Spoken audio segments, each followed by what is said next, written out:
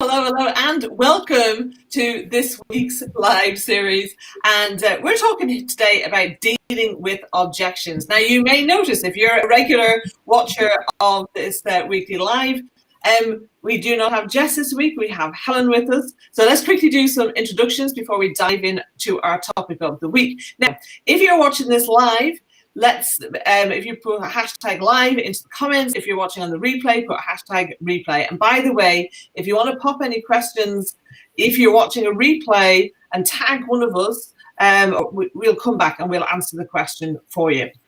Okay, so let's go to Helen first, who is standing in for Jess, who is on holiday this week. So Helen, would you like to introduce yourself, please? Yeah, hi everyone, lovely to be here. Thank you for inviting me. My name's Helen Tebay. I'm the sales lady. That's my business. I'm the owner and founder of the sales lady. And I've got 20 years experience in selling in corporate and also highly regulated industries such as pharmaceuticals, aerospace and controlled environments. So a wide range of sales experience. And nice to see everyone today. Fantastic. Thanks, Helen. Stephen. Good afternoon, everybody. My name is Stephen Lerman from Chameleon BDS. I am an appointment setter, cold caller, and prospector. So I don't get many objections, to be honest, but I've got some tips on how to overcome some of the classic objections that we all seem to get from time to time. Looking forward to today's topic of conversation, Una. And nice to see you again, Helen. Always a pleasure. Nice to see you too. Yeah. Fantastic. Great. And for those of you who don't know me, I'm Una Doyle. I'm a business strategist and coach, and I can help any business to unlock 50K or usually more in only 50 minutes. I love to help particularly creative service businesses to be able to really grow and to have a fun and flow-filled business that is highly profitable and fun to run. So today we're talking about dealing with objections. Now this is so my clients usually, they're not professional salespeople. Typically, they are business owners and they quite often have become an expert in something, and then they set up and they start running their own business. And quite often people, when they first start their business, they somehow have thought, oh, well, I can throw up a website and then that's going to bring all the clients that I need. And quite often that doesn't happen. They need to get out there and actually attract and convert some of those clients.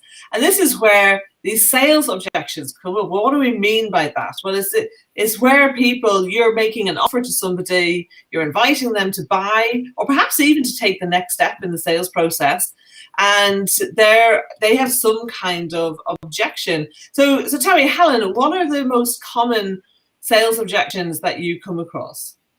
Yeah, sure. So it mainly falls into three categories. One is time related. It's not the right time, or, I don't have the time. One is the financial constraint. The others tend to be I need to go and confer with someone else or bring someone else into it. And one that I've seen recently that Stephen and I were talking about is that we're actually too busy. We don't need any more sales, which is also an objection as well. So they're the ones that I hear the most.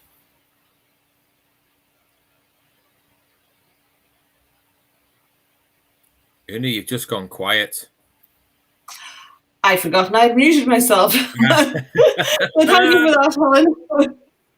So what about you, Stephen? You got any other objections that you come across to add to that? Yes. So one of the other main ones is competitor. So, I do a lot of cold calling for various clients, and one I come across is, I'm already using a competitor.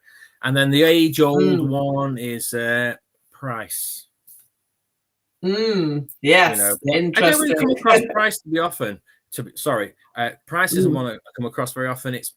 Competitors is a good one, and the time isn't quite right. Ones that come across, as we were discussing a little bit earlier. Okay, great. And what would be your number one tip in dealing with sales objections, Stephen? The number one tip is, don't take no for an answer. You know, don't succumb to the easy way out. And I say, okay, thanks, and put the phone down, or be quick to discount for one if it's a price related objection. You know, oftentimes it's just an excuse to ask more questions. So just be prepared. It's a long game. You know, it's always a no for now, unless you happen to be calling at the exact right time that they want your product, service, or solution. It's a long game. And people people want to buy, they don't want to be sold to. So it's you got to change your style, be a bit more consultative, a bit more conversational. Don't take no for an answer until they definitely say no, absolutely not, never, no thank you, I'm not interested. Because 9 times out of 10 or 8 times out of 10, or more like 7 times out of 10, they do want it. They just don't know they want it. So it's down to us as the salespeople to make a strong case or a strong argument. Okay, great. And what about you, Helen? Yeah, can you hear me okay? We can, yes. Yeah. You probably don't need the microphone. Usually travels. But yeah, for me, I think I concur with Stephen on most of that. There's only 2% of people that ever buy on the first interaction, and that's usually a transactional sale. I would say no is an opportunity to allow those objections to come through instead of fighting them. A lot of people fear them. So I would say have a clean head and have clean language. So think about the objections that you might, I'm worried about dialing out because they might say this, they might say that. Get that written down and get a plan of what you would maybe say or ask to start that conversation if that objection does come up. And like Stephen said, slipping into more of a consultative, I'd be saying maybe 3 to 5 good quality open questions to draw out and elicit actually what is the real objection, because it never is the first thing. We often just throw out an objection of what we've got going on in our head. So be prepared, ask 3 to 5 good quality open questions, and just understand that it's natural, it's part of the process, and not to fight it, to allow it to happen. I think that's really important, this whole thing of just in the same way that failure is on the way to success, to just have that attitude of, if somebody is giving you an objection, but they're not saying, no, never darken my door again or my Zoom screen or whatever, then it often, I remember, so I actually used to do sales. I did telesales many, many years ago. In fact, I used to sell fax rolls and computer discs. That's how long ago it was. And I remember being told that in my training that objections were an expression of interest.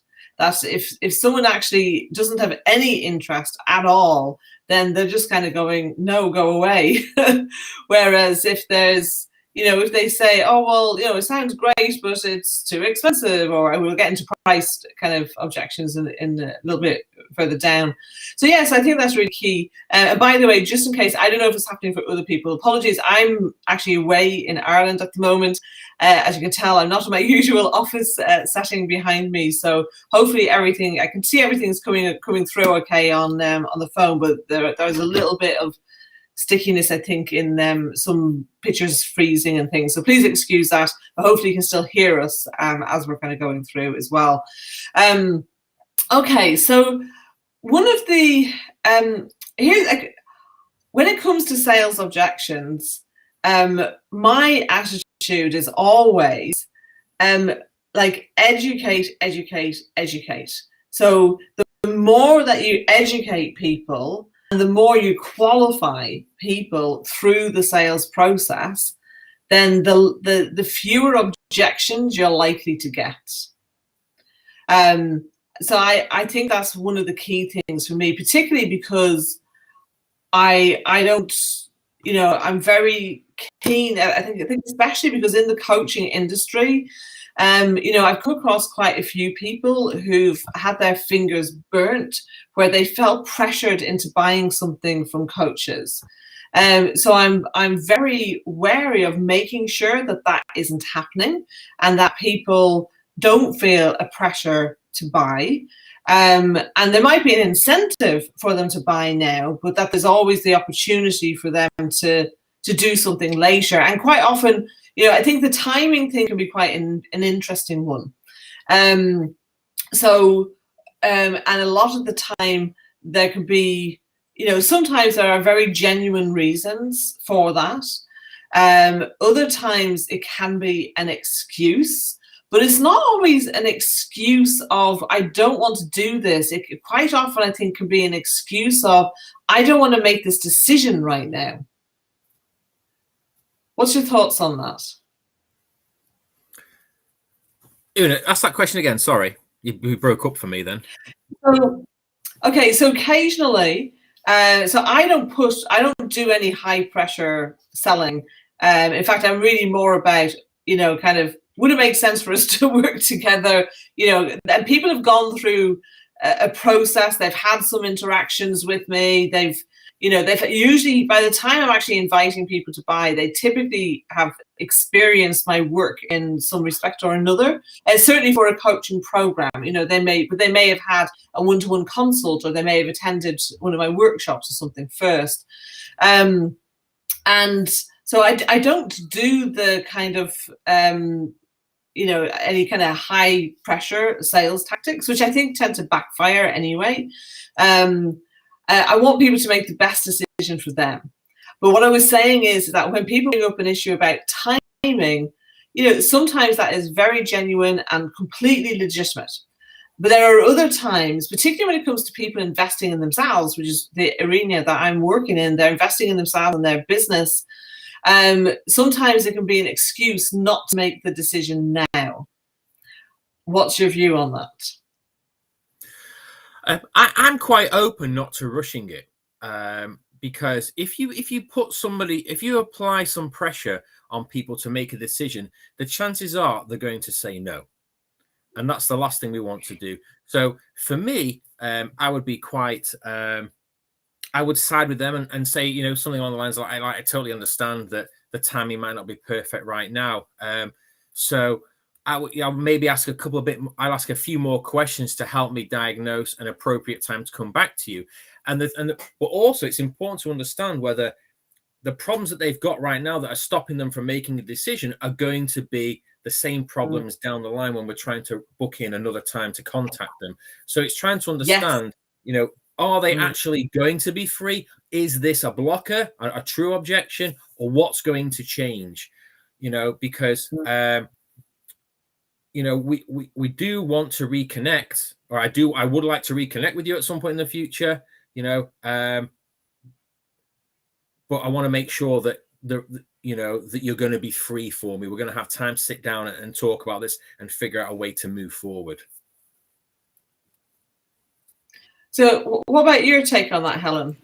Yeah, I would say the same thing. If you think of it as, just to even if you're not face to face, if you think about it being face to face, if somebody steps into your kind of comfort zone, your personal space, you tend to step backwards, and that's what it is with language and questioning. If people feel like they're peppered and they're really like being sort of nailed to the wall, with it, they are likely to go backwards. So we need to be more consultative, and we need to step back and allow that time and space. It doesn't mean that we can't follow up. It doesn't mean that, like Stephen said before, our job is to guide people to a decision point so that they make a decision, and hopefully we've done enough that it's with us. But the main thing is getting them out of the situation they're in and into a better position.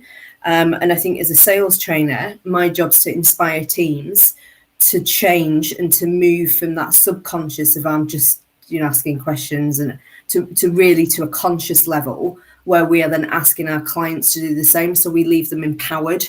So we're looking for an empowered conversation for them to go, what is likely to change? What is a good time frame? What would you be considering? Exactly. So it's those types of I think in coaching we call them wisdom access questions, don't we, where we're trying to get a little bit more from what's actually going on under the layers.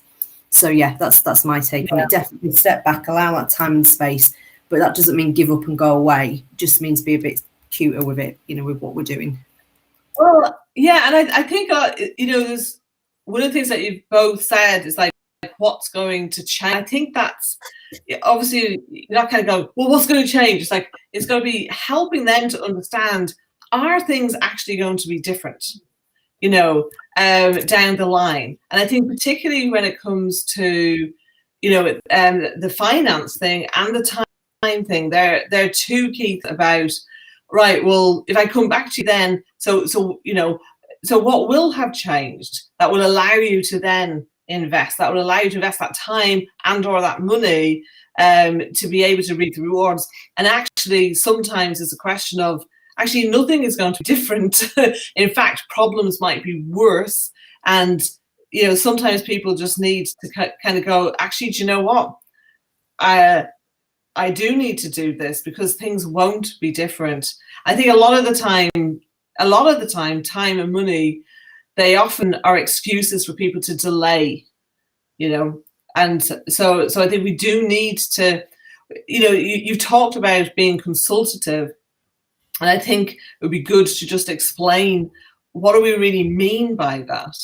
And I guess for me personally anyway, and what I teach my clients is that really their whole, well, certainly for service-based businesses anyway, that the whole process needs to be consultative. That if you can't show your potential clients that you know more about their problem than they do, then why would they buy from you? So you've got to be educating them, empowering them, inspiring them as they go through, so that they're, the situation I'm looking to create is where someone is chomping at the bit and going, yes, absolutely. And there's no really that there is no objections because you've already addressed things as, so much along the way. So, I mean, are there, what are the questions that you get the most in terms of dealing with sales objections? Helen, I'll come to you on that first. From clients, or as in from clients' customers? Yeah, from the people that you're working with. Yeah. So just say that question again, Una. It just broke up, just so I'm clear. What I was saying was, what are the questions that you get from your clients the most in terms of being able to deal with objections? Yeah, so they're usually asking me things like, how can I avoid them? How can I get through them quickly? How can I do it the most quickly and efficiently? And I think there is a certain education in sales that there isn't this magic pill. It's not like a magic script or anything like that we have. You do have to apply a little bit of common sense to the situation. And really, it isn't a one and done. It's not going to happen in one phone call. There's some stats out there. One that I use a lot is on the 5th interaction, 80% or more opportunities will convert. So once, for example, Stephen, once you've made the appointment and everything, and we're in the sales process, your stats might be slightly different, but that open opportunity on the 5th interaction, 80% or more convert. So you've got to have 5 interactions. And if somebody is a business like, we're not ready, but we're interested, our next point that we're going to review is in 3 months' time, you follow up in 3 months' time. So you've got to sense, is it an actual objection or is it just actual timing? And we have to elicit that through some open questions. I quite like probing questions, TED questions. Tell me a bit more, explain to me. If you're in front of them, show me a little bit more about how that would work. That really getting the client to come to you, you're just guiding them, and they're actually doing all the answers. So yeah, they're the ones that I tend to. I think it's a great way for us to look at our role, isn't it, as being a facilitator, being a guide. I think for so many people, sales is still a dirty word, isn't it? It's interesting, actually. I'm just looking at a comment from Ian Denny. Hey, Ian. He said, I used to do all that stuff. Now maybe I don't get all the sales I could, but I'm happier being me. Got nothing against people practicing good sales techniques, however. I'm just not as hungry as I once was. And I think that's really interesting because that's coming from the perspective of pushing and persuasion, that sales is about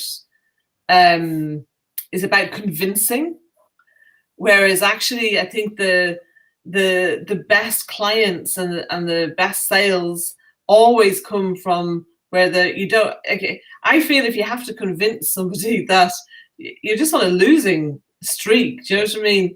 I think there's a difference between educating and convincing. Because to me, convincing feels like it's coming from, I have an agenda to sell this, whether you need it or not.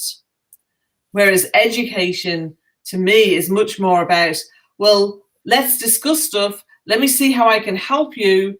Let me actually help you as part of my sales process. And, are we a good fit? Does it make sense for you to do this? Does it make sense for me to help you with this? And I think that there's a whole mindset shift, often, particularly for the non-sales professional, okay, the business owner who's selling as part of their role, but they're not a professional salespeople, because you're often working with sales teams, aren't you, Helen? So they're sales professionals. They're doing this day in, day out. So I think for me, from my perspective of dealing with business owners, it's slightly different, and they quite often have those attitudes that Ian just kind of demonstrated with his comment of the convince, I don't want to have to convince people or persuade people, And actually, I think one of my mentors talked about, she's American, so she said cookies instead of biscuits. But, if you have friends round for a cuppa and you pass around a plate of biscuits or cookies, you don't get offended if someone says, "Oh no, thank you." You just pass them on to the next person. It's no big deal, and that's kind of the attitude that we want to have in sales situations. But I guess what we might do is go, "Oh, if that cookie isn't a good fit, then ask some questions. Oh, would you prefer something that's gluten-free? Are you maybe not hungry? Like it's not the right time for them. Let's come back to you in an hour when you're now hungry." How far can I stretch this cookie analogy? So yeah. So great. So look, what other tips do you have in terms of dealing with sales objections? Actually, before you even say that, do you have any, what are your thoughts on what I was just saying there about Ian's comments and that? To be happy, he's happy selling, he's happy being him. Well, listen, the reality is that selling's not for everybody. You've got to be, especially if you're doing cold calling, you've got to be really thick-skinned. The problem is some people take it personally. It's not personal. There may be a variety of reasons why people say no on the telephone or give you out the objections. It's like, another one is if you're driving in the car and somebody cuts you up, driving down the road, you have no idea what's going on in their busy life as to why they've cut you off. So, so there's no point having road rage. Just let it go. And you can't take the phone call personally if they say no. You just got, like Helen said, there's touch points. It's 5 touch points minimum now before you even get anything close to a sale. There are certain companies out there that do phone call, email, phone call, email. I've got a client and it's phone call, email, phone call, email, phone call, email. So it's 6 touch points. I've been quite lucky. Yeah. And I've got appointments even before I've got to 6. It just happens to be at the right time. Well, it's the average numbers, isn't it? Some will come sooner, some will come later. Yeah, absolutely. But, if you're not, you've always got to be yourself. You've always got to be yourself when you're on the telephone or face-to-face. There's no point being someone else. So is it Gary? No, Ian. There's nothing wrong with being yourself. Just embrace it. Embrace it. Sales is not sales.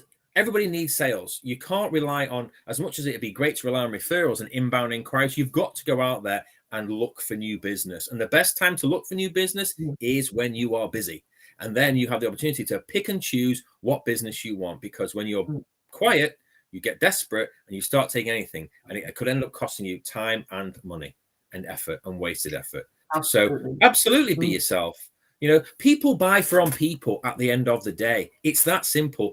If you you know, one of the things I teach is smile when you're on the phone. You can hear it in people's voices. You know, be happy. You know, be yourself. It's personality. People will buy from you because you are you. You're infectious. You've got this great personality on the telephone. You know, you're oozing confidence. Don't be sleazy. Just, you know, you've got something that they want. Yeah. They just don't know it yet. Yes, absolutely. I think that's that thing, is that simple. There's still that kind of sleazy sales message out there, and it's just, I don't know. I don't. You just don't get successful salespeople who are like that. You know, it's like, you know, people don't stand for it anymore. You know, from somebody like that. Like, they wouldn't. Would you buy from someone like that? Of course not. No, I'll give you a classic example. So today I was on the phone with somebody, and I sell on. I don't do high pressure. I do chatty conversation, because that's me. That's who I am. Helen, you and I have spoken. You and I talk all the time. I'm chatty. I'm a chatty Cathy, and I love talking to people. And it's like real life situations that put you at ease and make you normal like everybody else. Like, I'll be making a phone call, someone pick up the phone, and just as they pick up the phone, I've swallowed a gulp of coffee and I've nearly choked, you know. And I said, and I'll make an apology and I'll have a laugh about it. And then the woman I was talking to, she ended up doing the same thing. So there's that camaraderie. You've got something in common. You've both made a mess on the telephone while you're talking, and it puts people at ease, you know. I always ask people how they are. I always make a reference to the weather. I always look to see where people are, where I'm calling. Like, you're in Northern Ireland, Southern Ireland, Una? I'm in Kilkenny. Okay, Southern Ireland. So, you know, I make a reference to the weather. How's the weather where you are? You know, it looks pretty grim out the window now. You know, but it's lovely where you are. You know, I try to make a personal connection every time I pick up the phone. You know, because that's what people want. They want a personal connection. You're not what. Hi, my name's Steve, and I'm calling for such and such. Would you like this? Nobody wants a robot. People want to talk to human beings. Very true. People buy from people. Have a personality. Be yourself. Be relaxed. And what's the worst thing that could happen? They could say no. It's that simple. You just move on to the next one. The number one thing to remember is sales is a numbers game. That's it. It's a numbers game. Yeah, I'd agree with you on that. And we have to be taking action consistently. It's no good if you just, you know, one of the questions that I ask my clients is, you know, how many sales activities, proactive activities are you doing? Or, well, we're waiting for marketing. You know, when we get time, we might do a bit of this. And this has got to be part of the actual, you know, your actual sales activities. You guys are sales professionals. It needs to be proactive as well as reactive. Like Stephen said, it's not personal, you know, so we kind of, in the nicest possible way, need to kind of get over ourselves with this, because it isn't about us. Yeah. Nothing in sales is about you. And that is a hard one, because with salespeople, what I see, me included, is we carry a little bit of ego, you know, with us. And we have to kind of really get rid of that, take that flashlight off us and get it onto the other person. What does that person need to hear and see from us? And it doesn't all start with I need, I want, I'm, you know. It's about what's of interest to them. What's interesting to a business and a business owner, and any business owners that are watching this, doesn't matter what size your business is, 42% of salespeople, sales professional people, do not follow up their opportunities. And that is huge, because we just get in our own head and we'll dress it up as, yeah, but I haven't had time and I've been busy doing this. I watch sometimes the triggers of what it happens when we just poke that nerve a little bit. And there's of course they're busy doing really good stuff, but how much more effective would we be? Like Stephen said, people have to know, like, and trust us. They can't do that if we're not engaging with them. And you could be automatically 50% more visible than your competition by picking up the phone and following up, handling, moving, allowing these objections to happen. So from a business point of view, it makes sense. It just, our brain sometimes just doesn't do us any favors in how it's set up. But once you know it, you can make a choice as to how you're gonna, you know, how you're going to take action every day on it. But from a business point of view, 42% of people not following up because of fear of rejection, fear of judgment, fear that an objection might come up that they're not able to handle. And so, yeah, that's huge from a business point of view. I think the the fear of looking foolish is much bigger than many people realize. And we've all looked foolish, haven't we? All of us. Regularly. So definitely we it is interesting, isn't it? So it sounds like actually one of the biggest things in dealing with objections is just changing your mindset so that you're not worried about encountering them. I mean, look, worst case scenario, someone has an objection or something that you can't answer, and you go, no one's ever asked me that before. Let me find out and come back to you. The beauty about that, Una, is you then got another touch point because you're then going back to them. Yes. It's always better to say, I don't know, and let me come back to you. Like nobody's ever asked me that before. So it gives you another reason to call them back.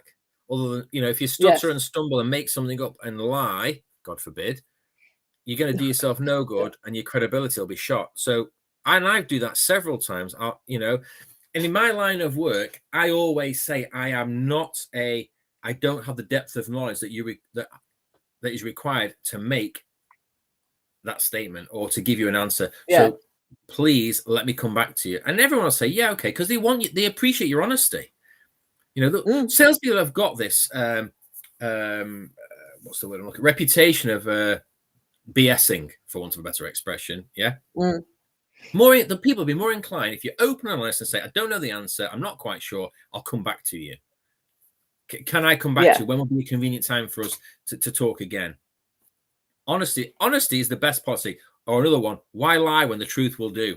Simple. Just be honest. Yeah.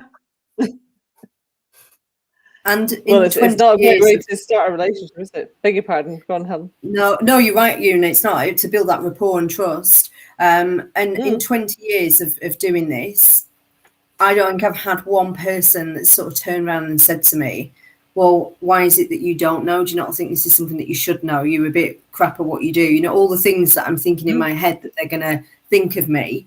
You can't possibly know what someone else is thinking. They probably don't even know themselves, So we just get this so wrong. But the worst thing with objections very, very rarely happens. It's more the anxiety of it that we get so caught up about rather than the event itself.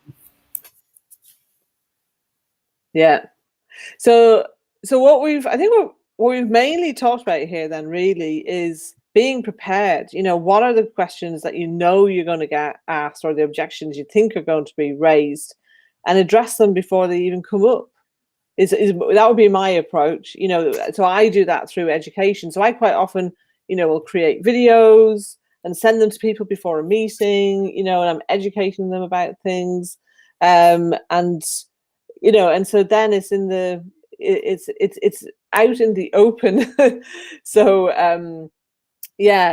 I suppose as well, actually, maybe part of the issue for some people is if they, when I've worked with, like in my business and with my clients, we've worked to create offers that are really attractive. While I like to get no-brainer offers on the table. And I don't mean like heavily discounted. That's not what I mean. But just that they are so absolutely pinpointed on what it is that our ideal clients need, that they're kind of then champing at the bit for that. And maybe part of the issue with professional salespeople is that they don't have much control over that. And so maybe part of the issue is that they don't have the belief in what they're selling so much. Do you encounter that much in your training, Helen? Yeah, sometimes when we go back to a little bit of basics, a lot of the time, when we're looking at things just as basic as features and benefits, what is the benefit of this? I don't know. And you can tell straight away in a team of people, there's always one person that's like disengaged, that's possibly kind of already got one foot out, and it's those sorts of people that we really want to try and spend time with to make sure that they haven't got one foot out because they're disengaged for the wrong reasons. But if you don't believe in it and you don't have belief in you, they're the things that are directly correlate to how much revenue you can make, whether that's your business owner, you work in a sales team. If I had a sales team that was disenchanted, that had no belief in what we were selling, there's no way that we'd be able to make the budgets. We just wouldn't, because nobody's going to run through walls for it. Nobody's going to give it a bit of everything. No one's going to push themselves, because why bother? Because it's not of interest. So you've got to absolutely believe in what you do. And that's why I think you're very similar. But when you talk to people, we find out a lot about their why of what they're doing. And what does that mean to the company? I'd like the revenue to what's the impact? Be an extra 10%. I'm like, well, why 10%? What would that give you? It means that I can give back. It means that we can give a pay raise to everyone. Right. And then that means the sales team are then automatically motivated, because it directly benefits them. So, and other things, you don't want to do nice things. You want to do away days. You want to invest in more training. Nice. That's really tangible, and that's what's going to make people buy into it. But a lot of the time it is, in businesses, we're just not as connected. And that's a really good point as to what I do, try and connect them back to what it's all about. And it as sad as it is to say, it's not about us salespeople. It just isn't. It's about the customer. As soon as we flip that, people very much more like Stephen said. There's almost like a bit of a relief, like a level of pressure. Like, oh God, right, I don't have to be anything other than me. I don't have to be a salesperson. I can just be me. So yeah, believe in you, believe in what you're doing, believe in the company that you're working for. Absolutely.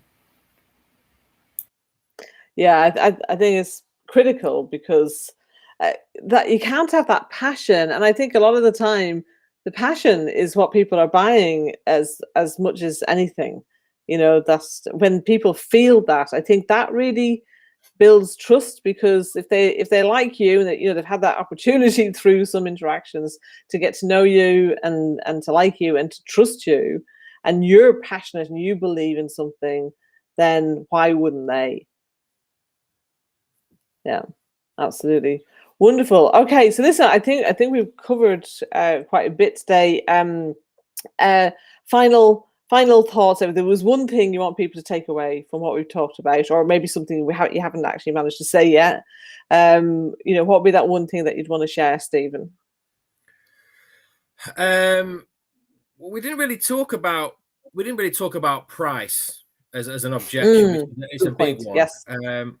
So if I was to give a tip on price, I would have to say, don't give it away. Don't belittle the proposition. You'll have done your research to price your product, service, or solution at the price point that you're at for a reason, because it adds value. When you get into a price war, the only people you get into such a competition, or a Dutch war with the competitor, you'll end up giving it away, and let's say the client comes back to you and says, right, okay, I want it from you. You'll begrudge doing the work, or you'll begrudge selling it, because there's no money in it. Yeah. And you'll be giving it away. So never ever give it up on price. Always stand by your guns, and be prepared to walk away from a deal, from a sale, based on if it doesn't sit well with you, there's a reason. Don't give it away. Stand by your convictions. But what are your thoughts on the pricing issue, Helen? Yeah, I agree with Stephen on that. My first question is always to repeat it back. So price is an issue, or whatever it is that the customer said. What are you comparing it to? That's a great question, because a lot of the time, I don't know, it just sounds expensive. I mean, the first time I got a quote for coaching, I nearly fell through the floor. But then I went and got comparison quotes, because I've never invested in myself. So it was a huge thing. It was like eye-watering. But then I realised that that's kind of standard. It was kind of within the ballpark. So what am I comparing it to? Actually, nothing. I don't know, my own thinking. What did you see on the other quotations, that you was missing from ours, with regards to, then you're looking at value then. And in addition to price, because we get price is important, it's important to every business, what else is important to you? Because we know price, so we just want to see what else is underneath that layer. And like Stephen said, we're not, don't just, all right, it's always too expensive. Okay, well, what budget have you got in mind? if there's no budget, how's it too expensive? You know, there's all these sorts of things that you can sort of just start to see. Is it price? It probably isn't. My top tip for sure is remember that statistic. 42% of people do not follow up. Are you going to be the 42% or are you going to be the 58% and get you and your business more visible than your competition? Because you can do that in 1 or 2 quick interactions. Doesn't take a lot of time. And definitely, I mean, 42% for professional salespeople. So the business owner that's selling, I bet it's the other way around. I bet it's like 68, 38. What was it? 58%. Yeah, that'll be more. 58%. I think it's more closer to like 60-70% of business owners, you know, who are involved in the sales process are probably not following up in the way that they could. I think actually in respect of that follow-up part, there's I think there's a few aspects that might be going on and causing people not to do that. So one is definitely the mindset that we talked about, where people are avoiding that potential for rejection or looking silly. But also sometimes it's about structure. So if people don't have a plan to follow, they might not be aware that they're actually not doing it. Maybe they're not actually, you know, do they have a proper CRM, you know, a customer database where they're actually tracking all the conversations and deals and, you know, actually looking at their sales pipeline. You know, maybe they haven't got the structure in their day, you know, to look at, or their week to kind of go, okay, so when are the blocks of time that I'm going to use to focus on doing this, and making sure that that is, you know, in the calendar and happens on a regular basis. So I think there's a few things there that people can look at to make sure they are doing that follow up, and then dealing with any objections that come up. And then it's just really that thing about you know, changing what is an objection. It's just a request for more information at the end of the day, you know. So I think if you treat it as such, if that's how you view it and respond to it, rather than okay, guess I've lost that then then that changes everything, doesn't it? Absolutely. It's not over. It's never over.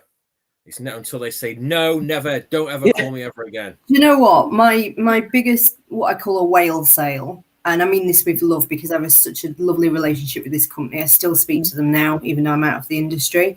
And they said no to me a couple of times.